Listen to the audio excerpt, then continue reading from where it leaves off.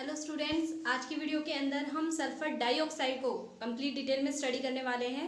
Sulphur dioxide क्या होता है? SO2। इसका मॉलिक्यूलर फॉर्मूला क्या रहेगा? SO2 रहेगा।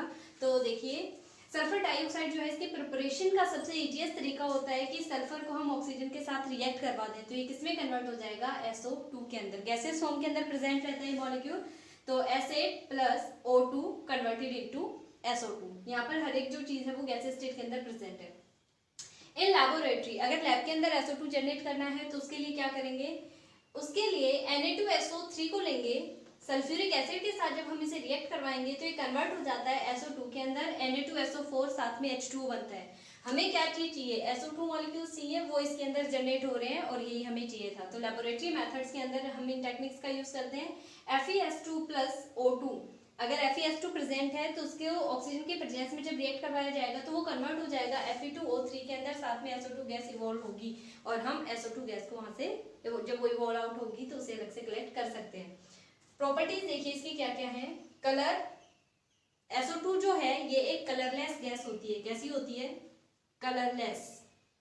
स्मेल कैसी रहेगी इसके अंदर? इसके अंदर एक स्पेसिफिक पंजेंट स्मेल होती है, ठीक है। और जो सॉल्युबिलिटी है ये वाटर के अंदर सॉल्युबिलिटी शो कर देती है, ठीक है। तो एसिडिक नेचर, अब बात करते हैं हम इसके नेचर के बारे में। तो SO2 जो गैस होती है एसिडिक नेचर की होती है। कैसे पता चला? जब ये वाटर के साथ रिएक्ट करती है तो कन्वर्ट हो जाती है H2SO3 के अंदर। एग्जैक्ट अगर हम इन दोनों का इक्विवेलेंट अमाउंट लेके चलते हैं तो किसमें कन्वर्ट होती है? H2SO3 के अंदर, जो कि एक एसिडिक कंपाउंड है। जब ये डिसोसिएट होगा तो कौन से आयन देगा? H पॉजिटिव आयन देगा। इसका मतलब क्या है? ये कंपाउंड कैसा था? यहाँ पर एसिडिक नेचर का था। इस चीज से भी अगर कंफर्म ना हो तो इसके लिए लिटमस टेस्ट भी करके देखा जा सकता है। ये ब्लू लिटमस को कन्वर्ट करवा देती है रेड लिटमस के अंदर, जो इस चीज को कंफर्म करवाता है कि जो गिवन SO2 गैस है कैसे नेचर की है? एसिडिक नेचर की है। इसके एविडेंस के अंदर और भी कुछ एक रिएक्शंस मैंने यहाँ लिखी है। NaOH को जब SO2 के साथ रिएक्ट करवाया जाता है तो ये कन्वर्ट होता है Na2SO3 के साथ में और साथ में वाटर मॉलिक्यूल जनरेट होते हैं। NaOH जो होता है वो एक स्ट्रॉन्ग बेस होता है। SO2 यहाँ पे एसिड की तरह बिहेव कर रहा है। दोनों ने मिलके एक सॉल्ट जनरेट किया है यहाँ पे Na2SO3। सॉल्ट प्लस क्या बना दिया? वाटर मॉलिक्यूल्स जनरेट हुए। तो ये वाली जो न्यूट्रलाइजेशन रिएक्शन ये कब होती है? जब एसिड और बेस आपस में रिएक्ट करते हैं। इसी तरीके से यहाँ देखिए Na2CO3 को जब SO2 के साथ रिएक्ट करवाया जाता है in presence of water, it is converted into NaHSO3 plus CO2। जो CO2 गैस होती है वो बहुत स्पीड के साथ यहाँ पे बबल आउट होती है, जिससे कंफर्म हो जाता है कि SO2 जो है कैसे नेचर का है? यहाँ पर एसिडिक नेचर का है, क्योंकि ये बेसिक नेचर का होता है। तो SO2 कैसा है? यहाँ पे एसिडिक नेचर का है। इसके बाद बात करते हैं हम नॉन सपोर्टर ऑफ कंबशन। ये एक ऐसी गैस है जो ना तो किसी चीज को जलने में हेल्प करती है, ना ही खुद से ज्वलनशील होती है। यानी कंबशन प्रोसेस जो है इसके अंदर किसी तरीके की कोई हेल्प नहीं करती है। लेकिन फिर भी यहाँ पर कुछ एक रिएक्शन देखने से आपको ये लग रहा होगा कि ये कंबशन के अंदर हेल्प कर रही है। ऐसा किस रीजन की वजह से होता है? देखिए, अगर कार्बन ऑक्सीजन की प्रेजेंस में, कार्बन एयर में प्रेजेंट है तो वो बर्न कर रहा है, ठीक है। तो जो टेम्परेचर होता है वो इतना हाई चला जाता है कि जो SO2 होता है इसे ये तोड़ देता है S+O2 के अंदर, ठीक है। तो जो ये अलग अलग होते हैं यहाँ पर, तो जब ये ऑक्सीजन अलग हुआ तो ये जाके कार्बन के साथ कंबाइन हो जाता है, जिस वजह से CO2 बनती है और सल्फर यहाँ से अलग हो जाता है। तो इस वजह से ऐसा लगता है, बाकी ऐसा कुछ होता नहीं है। सिर्फ हाई टेम्परेचर रेंज होने की वजह से SO2 क्या होता है? डिसोसिएट हो जाता है।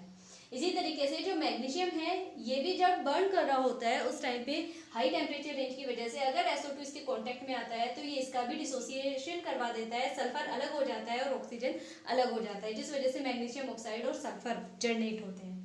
इसके बाद बात करते हैं रिड्यूसिंग प्रॉपर्टीज की।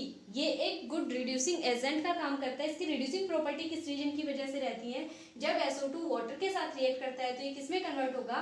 H2SO4 साथ में नसेंट हाइड्रोजन जनरेट करता है। 2 नसेंट हाइड्रोजन इसने यहाँ पे जनरेट किए हैं। ये नसेंट हाइड्रोजन रिस्पॉन्सिबल होते हैं इसके रिड्यूसिंग नेचर के पीछे। SO2 के अंदर ऐसी कोई भी प्रॉपर्टी प्रेजेंट नहीं होती है, लेकिन SO2 जब वाटर के साथ रिएक्ट करता है तो उस टाइम पे नसेंट ऑक्सीजन जनरेट करवाता है, जो किस चीज के लिए रिस्पॉन्सिबल होते हैं? रिड्यूसिंग प्रॉपर्टीज के पीछे। अब यहाँ पे देखिए इसके कुछ एक एग्जांपल। Cl2 को जब SO2 के साथ रिएक्ट करवाया गया इन प्रेजेंस ऑफ वाटर, देखिए यहाँ पर वाटर की प्रेजेंस ही बहुत ज्यादा जरूरी है, अदरवाइज रिड्यूसिंग जो प्रॉपर्टीज है उसे शो नहीं करेगा। तो जैसे ही वाटर के प्रेजेंस में हम इसे रिएक्ट करवाते हैं तो ये कन्वर्ट हो जाता है HCl के अंदर, साथ में H2SO4 मिलता है। तो HCl के अंदर जब ये कन्वर्ट हुआ, देखिए Cl2 जो है जीरो ऑक्सीडेशन स्टेट के अंदर प्रेजेंट है, और यहाँ कितने में आ गया ये -1 ऑक्सीडेशन स्टेट के अंदर। Cl2 से जब HCl के अंदर कन्वर्ट हुआ तो 0 से -1 ऑक्सीडेशन स्टेट के अंदर गया है, इसका मतलब क्या है, इसका रिडक्शन हो गया है ना। तो ये किसका काम कर रहा है, यहाँ पे रिड्यूसिंग एजेंट का काम कर रहा है। KMnO4 जो है SO2 के साथ इन प्रेजेंस ऑफ वाटर जब रिएक्ट करता है तो K2SO4 बनता है, साथ में MnSO4 और H2SO4।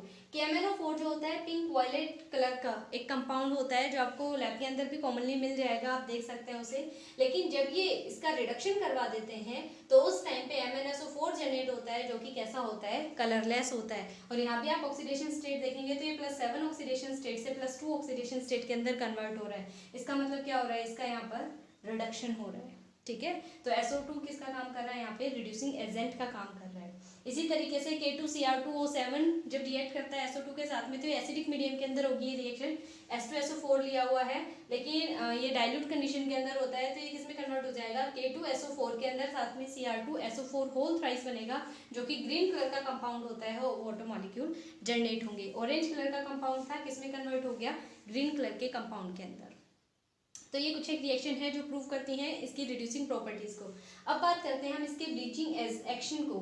जो ब्लीचिंग एक्शन है उसमें देखिए ये एक माइल्ड ब्लीचिंग एजेंट होता है, यानी बहुत स्ट्रॉन्ग नहीं होता, माइल्ड नेचर का होता है। जब ये आपस में रिएक्ट करेंगे, अभी ये रिएक्शन हमने यहाँ देखी थी, यही मैंने दोबारा से लिखी है, SO2 + H2 आपस में रिएक्ट करके क्या बनाते हैं, H2SO4 + 2 हाइड्रोजन, कौन से, नेसेंट हाइड्रोजन जनरेट होते हैं। जो वेजिटेबल कलरिंग मटेरियल होता है उसको ये नेसेंट हाइड्रोजन जाके इसके साथ रिएक्ट करेगा और इसे किसमें कन्वर्ट करवा देगा, कलरलेस वेजिटेबल मैटर के अंदर।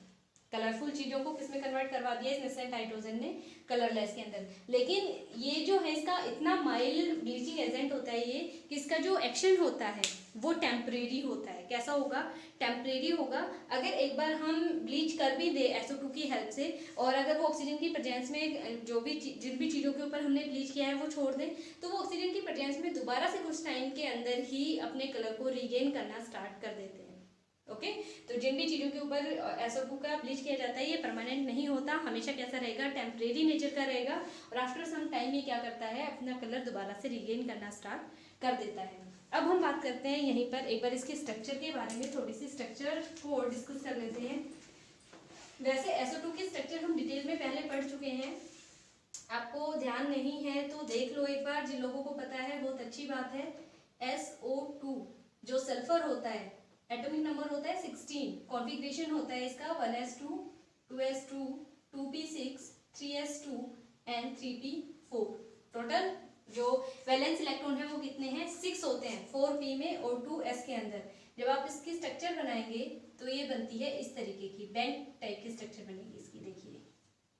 और एक लोन पेयर प्रेजेंट रहता है, 1 2 3 4, 4 इलेक्ट्रॉन तो यहाँ यूटिलाइज कर लिए इसने, 2 इलेक्ट्रॉन बचे सल्फर के, वो कहाँ प्रेजेंट रहेंगे, यहाँ प्रेजेंट रहते हैं लोन पेयर की फॉर्म के अंदर। यानी इसके अंदर एक लोन पेयर रहता है और 4 कैसे रहते हैं, बॉन्ड पेयर रहते हैं, लेकिन 2 डबल बॉन्ड रहते हैं। और एक किस टाइप की बॉन्डिंग होती है इसमें, p पाई p पाई, ठीक है, p पाई बॉन्डिंग रहती है SO2 के अंदर जब आप इसकी स्ट्रक्चर बनाते हैं तब। अब देखिए आगे इसकी डिटेल थोड़ी सी और, स्ट्रक्चर देखिए इसकी। आप इसकी हाइब्रिडाइजेशन अगर निकाल रहे हैं, डायरेक्ट अगर याद कर लेते हो तो बहुत अच्छी बात है, अदरवाइज निकालनी आनी चाहिए, कई बार इस तरीके से गड़बड़ हो जाती है। ये s ऑर्बिटल है और ये p ऑर्बिटल है। s के अंदर 2 इलेक्ट्रॉन प्रेजेंट है, p में कितने प्रेजेंट है, 4 इलेक्ट्रॉन प्रेजेंट है। ओके, लेकिन टोटल नंबर ऑफ बॉन्ड इसने कितने बनाए हैं, 4 बनाए हैं, इसका मतलब 4 अनपेयर्ड इलेक्ट्रॉन कम से कम हमारे पास होने चाहिए। तो जो सल्फर है इसके पास वैकेंट d ऑर्बिटल प्रेजेंट होता है, जब ये एक्साइटेड स्टेट के अंदर जाएगा तो उस टाइम पे इसके पास क्या प्रेजेंट होगा, वैकेंट d ऑर्बिटल प्रेजेंट रहेगा। तो d जो ऑर्बिटल है इसके अंदर टोटल नंबर ऑफ जो ऑर्बिटल्स होते हैं कितने हैं, टोटल 5, ये s, ये p और ये d है। तो s के अंदर तो एज इट इज 2 प्रेजेंट है, जो p का एक इलेक्ट्रॉन है वो यहाँ से एक्साइटेड होगा और किस में चला जाएगा, वैकेंट d ऑर्बिटल के अंदर, ठीक है। लेकिन आपको एक चीज बता रखी है कि हमेशा जो सिग्मा बॉन्ड होते हैं वो हाइब्रिडाइजेशन के अंदर इन्वॉल्व होते हैं, पाई बॉन्ड कभी भी इन्वॉल्व नहीं होते हैं।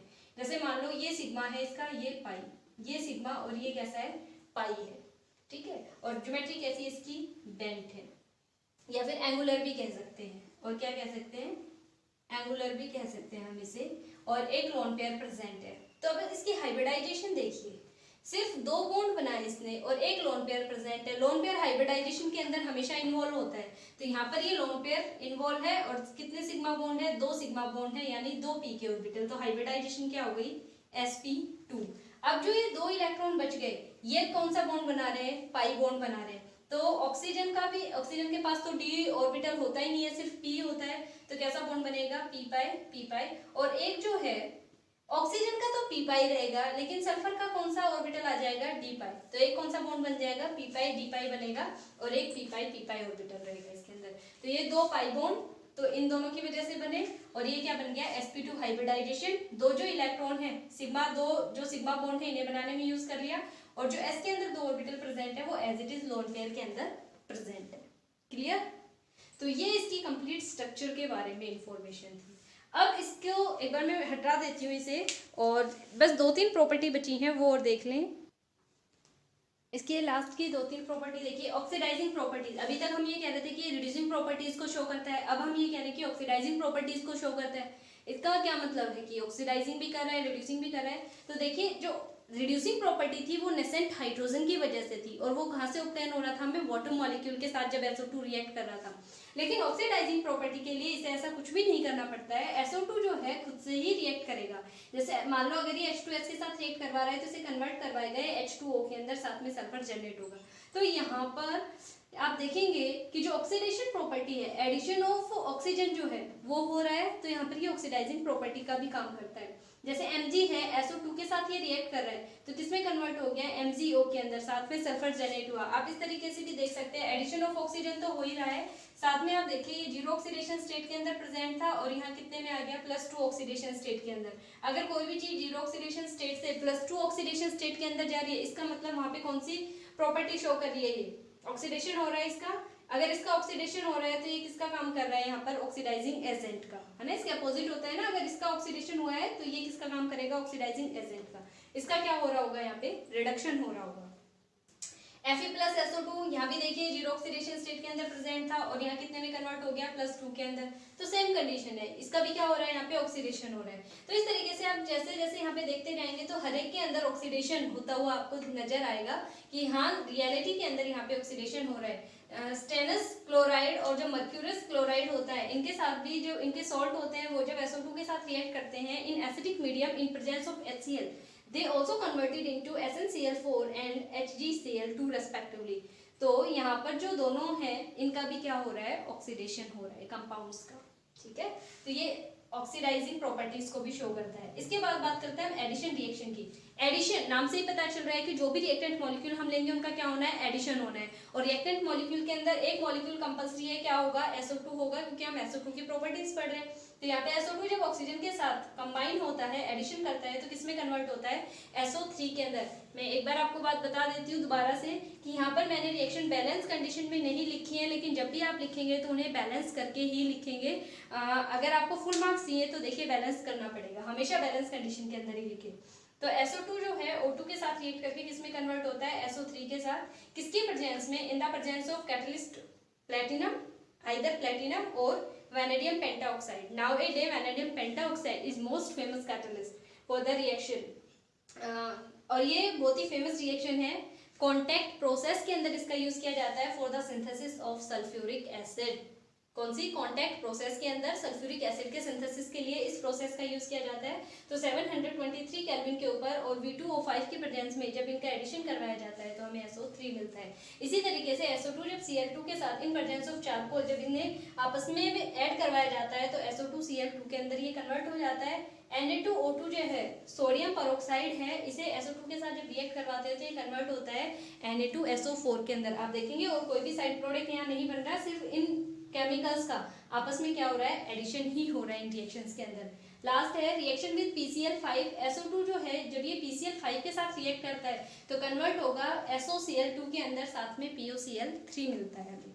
तो ये PCl5 के अंदर भी आ सकती है रिएक्शन और SO2 के अंदर भी, दोनों के अंदर ही आप इसे लिख सकते हैं। तो यहाँ पर जो जितने भी केमिकल रिएक्शन थी वो सारी खत्म हो चुकी हैं। इसके अलावा इसके यूजेस बचे हैं। तो देखिए, इसका लैब के अंदर यूज में आती है। ये काफ़ी सारी रिएक्शंस होती हैं जिनके अंदर SO2 गैस इवॉल्व होती है।